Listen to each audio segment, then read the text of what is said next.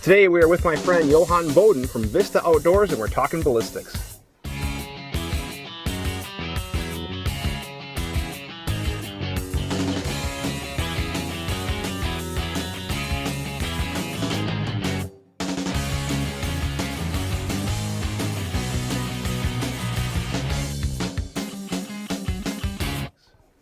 Hey guys, my name is Dave Tim. Thank you very much for checking out this video. Today I am honored and humbled to have a friend of mine, a long-time shooting companion, and all-around great guy, not to mention a ballistics expert, Johann Boden from Vista Outdoors. Johann, thank you so much. Great to see you again, Dave. Great to see you. It was an awesome experience every time I get to shoot with you, and for you to come up and take a class and us to get to shoot together is always a great time.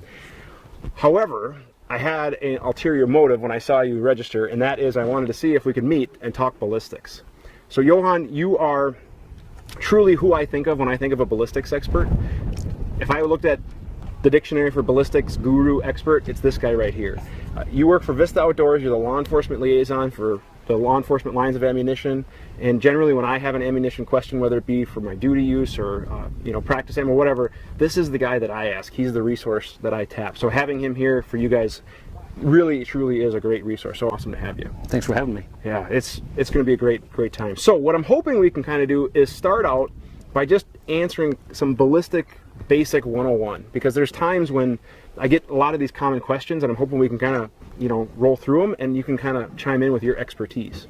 Does that work for you? Absolutely. All right, so first off, the most common question I get, 9, 40, 45, 357 SIG, 45 gap. I don't know if I'm missing anything for popular carry / duty calibers, but does it truly matter? Like, what differences are we seeing now with modern ammunition? It's a topic that's probably been written about and discussed, in massive volumes over the last, I would say, 30 years or so. And I think the landscape has changed somewhat. Most of us are by now familiar with what happened at the FBI Miami shootout, where basically the 9mm was viewed to have underperformed, and law enforcement as a whole transitioned to another caliber, the 40. If you look at it today, if you use premium LE or tactical ammunition, you can inflict the same damage on a human being with either of the major calibers. Okay. We're not talking 22 long rifle, 32, the 25, the real small pocket guns. Yep. But from a certain power floor on up, which I view to be 9mm, including then the 40, the 45s, the 10mm, if you shoot into something resembling human tissue, most of the time it's 10% ordnance grade ballistic gelatin, you will see virtually no more discernible difference between the calibers. And that being said, if you can inflict the same damage with all of them, I believe, this is just my opinion, but I believe your main focus at that point should be, what are you the most effective with? If you can deliver accurate, accurate projectiles in a large number in the vital zone, that's what will have you come out and hopefully see another day. We're hearing a lot about shot placement in the past, and I think that still kind of resonates. It's all about what you can shoot the most effective and get your good hits on target. Absolutely. The one that really struck me again was that fairly recent shooting in St. Cloud, Minnesota, where an individual started stabbing people, was engaged and neutralized by an off-duty police officer, Jason Falconer. He used 10 rounds. He connected 5 times. This man is an excellent shot. Yeah. But both people are moving. Yep. In and around all kinds of obstacles. Well, and as today, we learn moving and shooting a moving target can be very difficult. Yes, it really was driven home by you again today. And even people mortally wounded, and we see this all the time, people mortally wounded, they're not going to survive. That does not mean they're no longer a danger. Sure. This individual who did that, he was mortally wounded, he was down on the ground, he got up and walked out of the mall.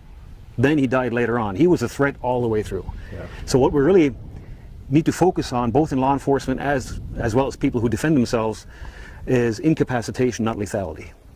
If we mortally wound somebody, but it's going to take them 10 minutes to become ineffective, well, we have a 10-minute long horrible problem. Right. What we're looking for is to incapacitate the human organism as quickly as possible. Stop that threat. That's exactly right. Stop the threat. And really, as far as human beings go, doctors obviously know it a lot better. I'm no doctor, but there really are 2 effective ways that we know to neutralize a human being. One is obviously the CNS shot, central nervous system. It's a brain box, the spinal cord, very hard to hit. Evolution has armored it very well. Cheekbones, brows, jaws are all things that can stop and deflect bullets.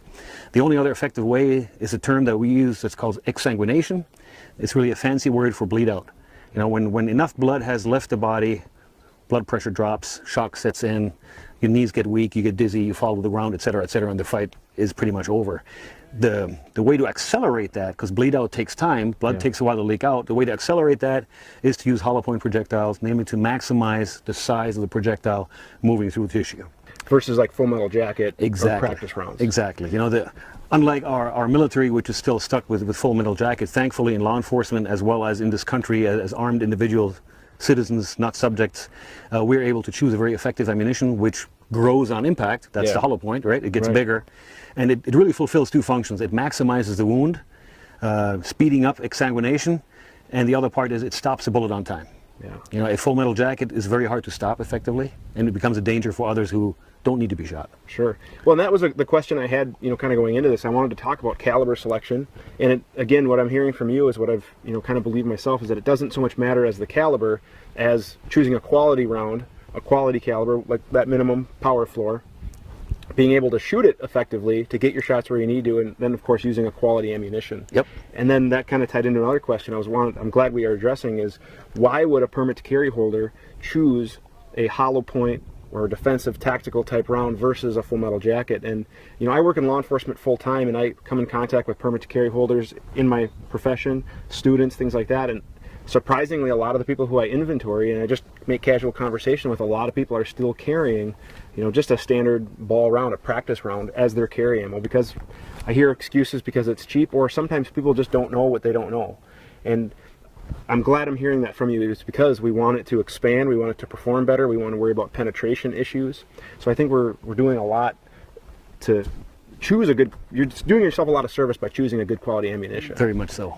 Yeah. So at what point, seeing all the different ammunitions on the market, what should a permit to carry holder look for in a carry ammunition? A lot of the factors that are relevant translate from law enforcement to the armed civilian, namely ammunition that is effective on human beings, that has an established street record, that is very successful in the trials that the FBI and other large agencies conduct. But I do believe also, though, that the law enforcement requirement is a little bit more stringent than that of the civilian. The police officer is obligated to pursue. The police officer has to clear buildings where alarms are going, is very often attacked by vehicles. As a matter of fact, that's one of the increasing trends in this country. People are trying to kill police officers with cars more and more every day, and cars are very potent weapons. So the police officer will find himself engaging somebody through windshield glass, most likely far more often than the armed civilian. The armed civilian is usually ill-advised to pursue.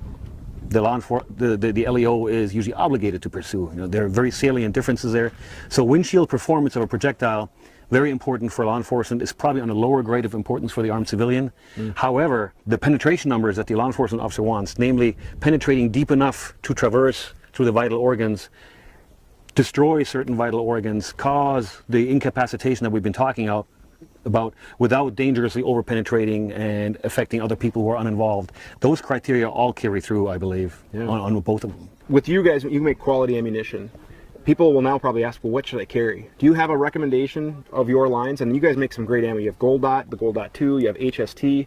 You know, do you have any particular favorites that you would recommend? Not necessarily, you don't have to pick a one, but maybe a few products for people to look at so they can check your webpage to find more information about. Being that most of us civilians carry a fairly compact weapon, resulting in a fairly short barrel, I tend to favor the ammunition that operates at very low velocities, because a small weapon launches slower than a full-size weapon. We finally recognize that, and we as a company, Federal, as well as CCI Speer, we have designed ammunition that is specifically tailored towards short-barreled handguns. The HST Micro would be one of those.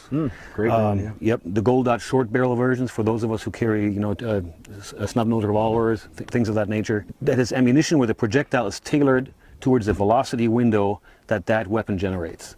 It's very important to do that. You don't want a big bonded round that optimally operates at velocities generated by a long-barreled weapon, and then you carry in a short-barreled weapon and the bullet doesn't open up. You're again endangering others unnecessarily.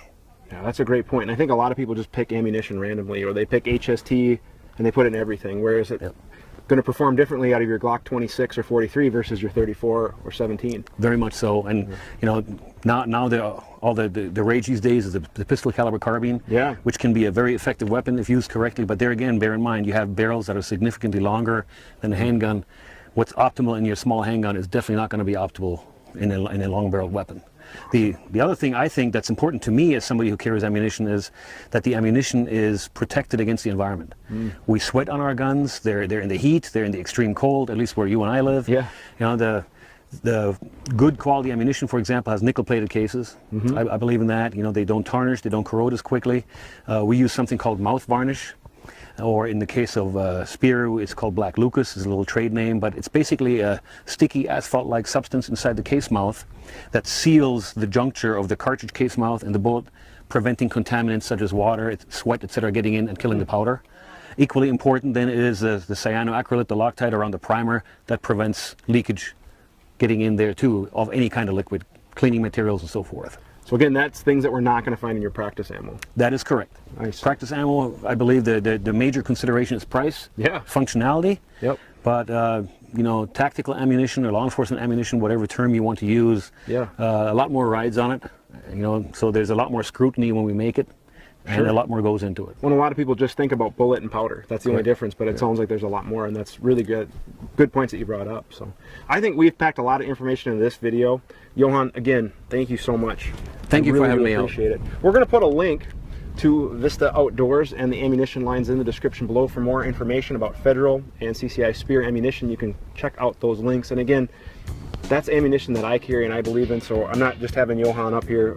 We're not sponsored. We're not getting anything out of this. We're not getting a kickback.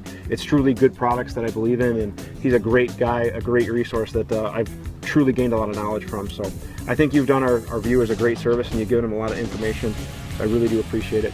For more information, again, check out the webpage. Please like, share, and subscribe. You can follow us on social media and online at the links provided below. Thank you guys very much for watching, and have a great day.